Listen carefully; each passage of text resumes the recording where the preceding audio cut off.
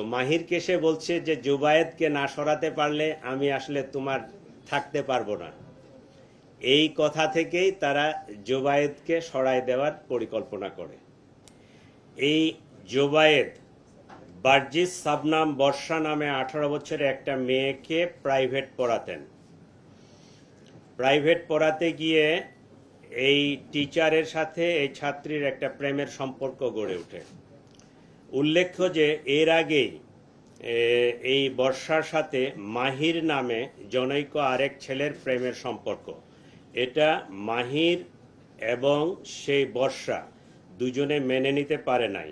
বর্ষার পরিকল্পনা অনুযায়ী জুবায়েদকে হত্যা করার তারা সিদ্ধান্ত নেয়। সেই সিদ্ধান্ত মোতাবেক তারা এই ঘটনার দিনে সে প্রাইভেট পড়াতে আসবে 4টার সময় এই ইনফরমেশনটা পাস করে মাহির তার বন্ধু আইলান সহ তারা পরিকল্পনা মাফিক আগেই তাদের বাসার নিচে এই গলিতে অবস্থান করে। জুবায়েদ যখন এখানে আসে উপস্থিত হয় তার সাথে কথা কাটাকাটি হয়, তাকে বর্ষাকে ত্যাগ করার কথা বলা হয়, তার ওখান থেকে সরে আসতে বলা হয়। সে এটা বলে যে সে মেয়ে তো আমাকে ভালোবাসে, আমি কেন সরে যাব।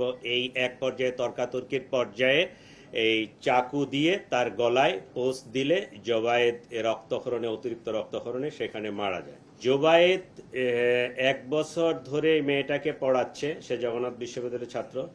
মেয়েটা এর প্রতিও দুর্বল হয়ে যায় জুবায়েদের প্রতি।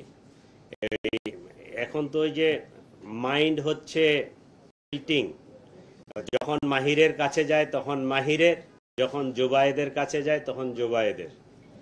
ঠিক আছে, তো আর পোস্টটা মারছে মাহির, তাই না?